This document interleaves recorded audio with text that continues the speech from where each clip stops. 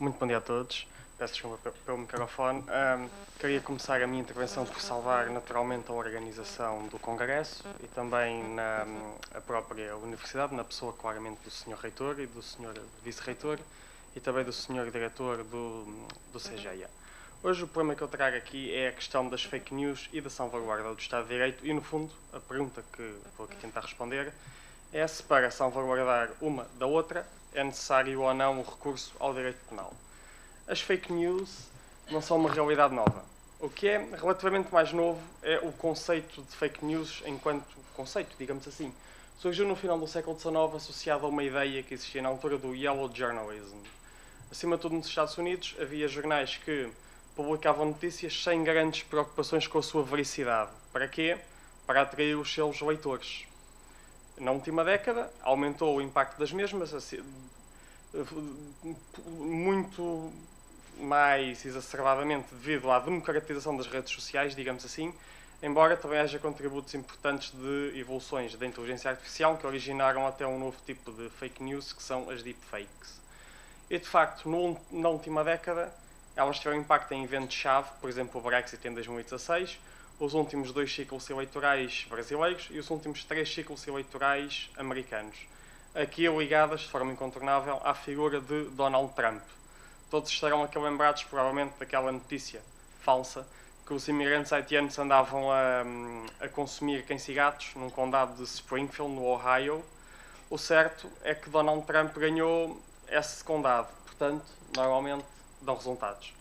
Para além disso, temos também o outro lado. Tudo o que é desfavorável é a probabilidade de fake news, mesmo que não exista nenhum esforço em contraditar aquela factualidade. Essa acusação surge apenas para pôr em crise a fiabilidade, a credibilidade do órgão social que publica essa notícia. Quanto à definição, regra geral, as fake news assentam em 4 pontos. São aqueles que estão ali projetados, uma base de uma factualidade falsa, difusão em meios de largo alcance, não necessariamente a internet, a difusão para a obtenção de uma qualquer vantagem que pode não ser patrimonial. Aqui, como fomos do contexto eleitoral, a vantagem será evidentemente o acesso a um cargo público ou político, e exige-se também o actual malice, o propósito de enganar. Quem publica aquele conteúdo sabe que é falso e publica-o de propósito para enganar quem o lê. Contudo, deve-se também exigir que se apresente como algo que tenha o objetivo de informar. Não necessariamente como uma notícia, mas como algo que tenha o objetivo de informar.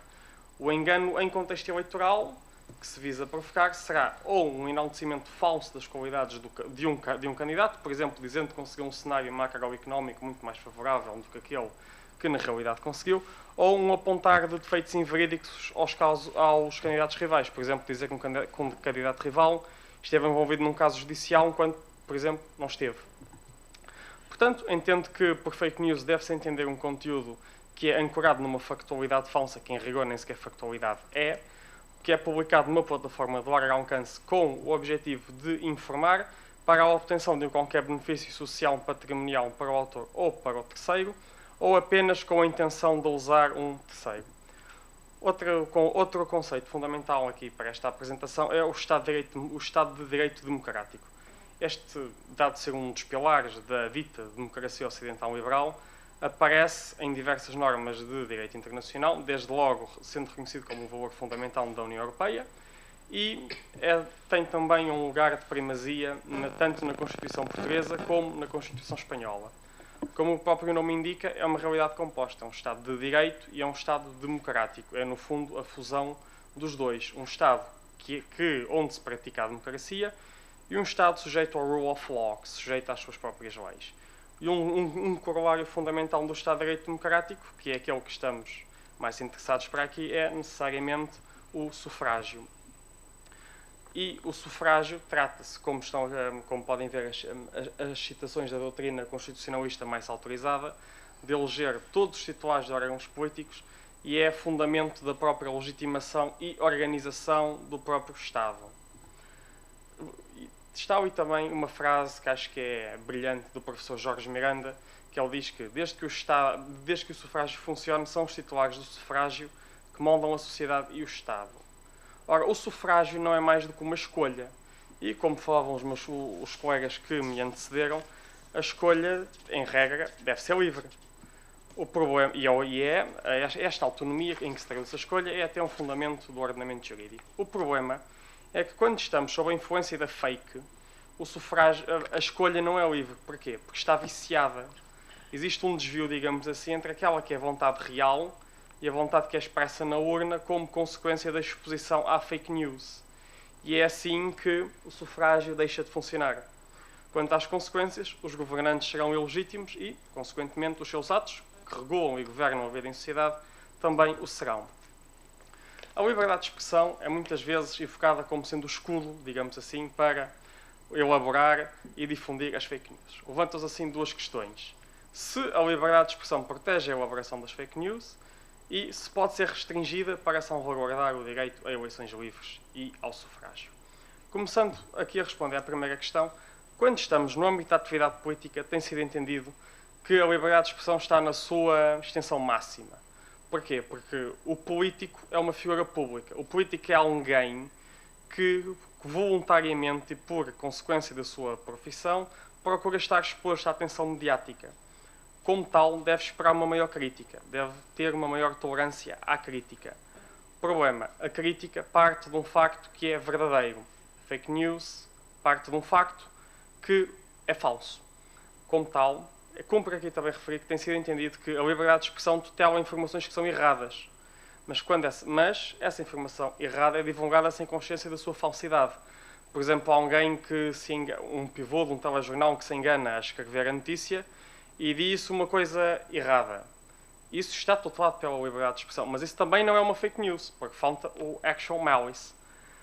E tem sido também entendido que, ao propagar factos que se sabem de antemão que são falsos, o sujeito não atua ao abrigo da sua liberdade de expressão, ou seja, a expressão da falsidade está sempre fora do âmbito de proteção das normas que consagram a liberdade de expressão. E, como já decidiu a nossa jurisprudência, e no meu entendimento muito bem, não existe qualquer interesse legítimo que possa justificar a publicação de uma notícia que se sabe de antemão que é falsa.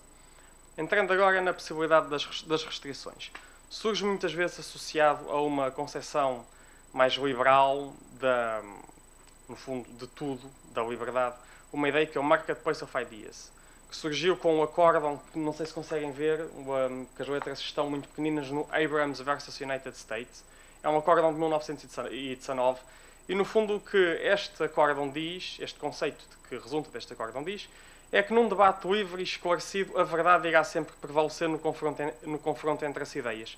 E por isso não seria necessário restringir nada, porque o próprio debate, o próprio confronto, o próprio mercado se encarregaria de fazer surgir a verdade.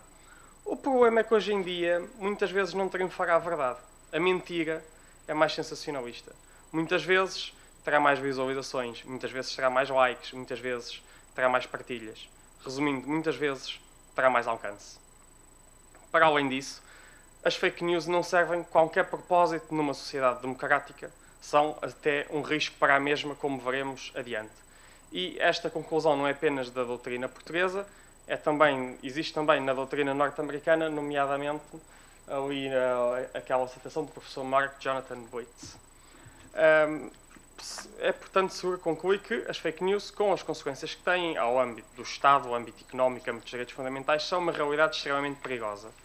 E, no quadro da Constituição Portuguesa, é tarefa do Estado garantir os princípios garantir o respeito do Estado de Direito e os direitos, liberdades e garantias fundamentais.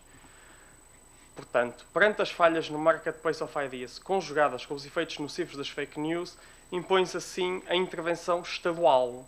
E não é apenas uma conclusão minha, é também uma conclusão do professor Jonatas Machado e da professora Yolanda Brito. Passando à questão da intervenção estadual, uma coisa é uma intervenção estadual, uma coisa é uma intervenção penal. Isso sim, se é necessária uma inovação legislativa. A intervenção penal, como sabem, tem de preencher 3 requisitos: a adequação, a necessidade e a proporcionalidade stricto sensu. Aqui, tentando cortar um pouco no tempo e até porque está projetado, entendo que estes 3 requisitos estão verificados e é, portanto, possível recorrer ao direito penal para lidar com as fake news.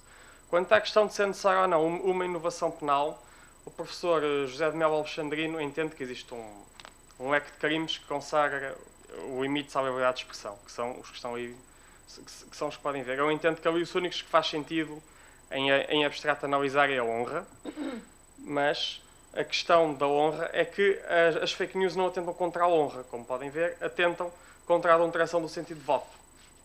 Portanto, o que faz sentido analisar é o artigo 351 do Código Penal, fraude ou corrupção de eleitor, crime que visa proteger a liberdade de decisão do eleitor. Contudo, devido à exigência do duplo nexo de causalidade, teria de ser necessário provar que o sentido de voto adveia em exclusivo da fake, o que na prática é impossível e torna este crime de impossível aplicação.